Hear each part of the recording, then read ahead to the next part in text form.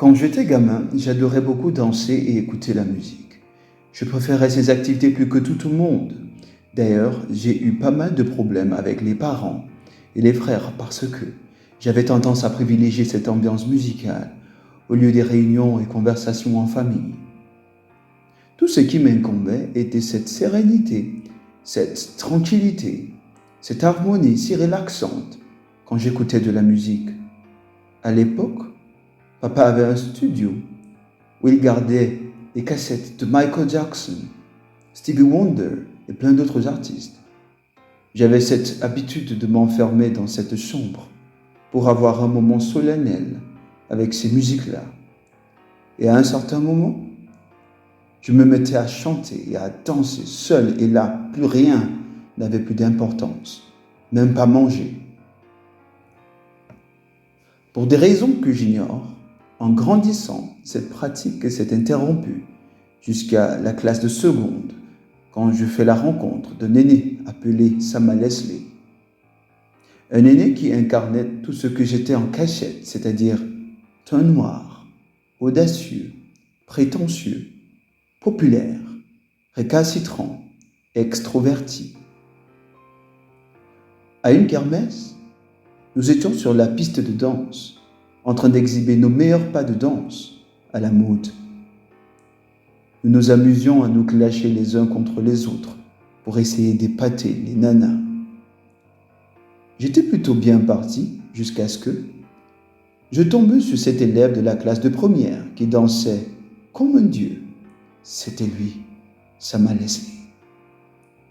Pendant que je dansais, j'ai senti une main qui m'interpellait en me tapotant l'épaule de l'arrière avec insistance. Alors je me suis tourné. Leslie m'a d'abord fait le signe de la main, genre pour me faire comprendre qu'il va non seulement danser, mais corriger ce que je venais de faire.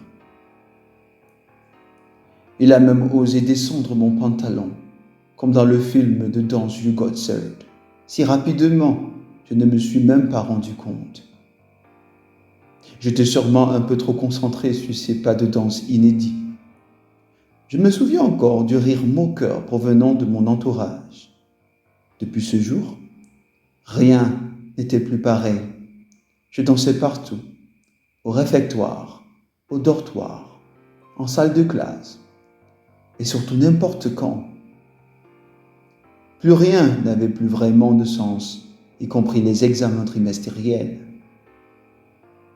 Mon sacré petit frère me rappelait sans cesse d'arrêter de danser, mais c'était plus fort que moi. J'étais un garçon plutôt bel homme et hyper timide. Mais quand il s'agissait de danser, plus rien n'avait plus de sens. Même la foule, qui était un véritable monstre, pour moi était devenue un agneau, mon allié. J'avais pourtant pas le profil du danseur typique, c'est-à-dire coureur de jupons, vantard, délinquant et extroverti. Bien au contraire, je me qualifierais à cette époque de quelqu'un d'introverti. Lost sense, signifiant tête en l'air, comme on avait l'habitude de m'appeler. Tellement trouillard au point où approcher les femmes était un cauchemar. Bref, un Steve Urkel. Sans savoir pourquoi je voulais être parmi les meilleurs danseurs des internats anglo-saxons, paraître un peu plus cool et social, mais à la base, c'était l'échappatoire absolu pour ce monde invisible dans ma tête, un endroit où tout est possible, quand on a un corps obéissant, bien sûr, la parfaite symbiose entre la pensée et l'action. Elle me permettait d'évacuer mes pensées chaotiques. Elle m'apaisait plus que tout le monde. On pourrait voir cela comme une drogue pour moi, car je dansais compulsivement.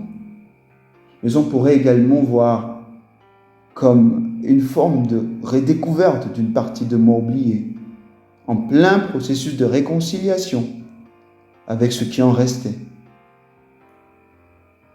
Une chose est sûre, danser me donnait la sensation d'être à la maison, un endroit où je ne crains personne, même pas mon père, car j'étais en phase avec le Père. Mes premières années en fac étaient tout le contraire. À mon tour, j'ai été un Sam à Leslie, probablement pour un certain persotype. C'était quelqu'un de sympa, accueillant et drôle, qui ne demandait qu'à être accepté tel qu'il était. Il est même devenu expert danseur en un rien de temps, juste pour cette vague sensation d'appartenance. Persotti souffrait d'une maladie rhumatismale chronique déformante.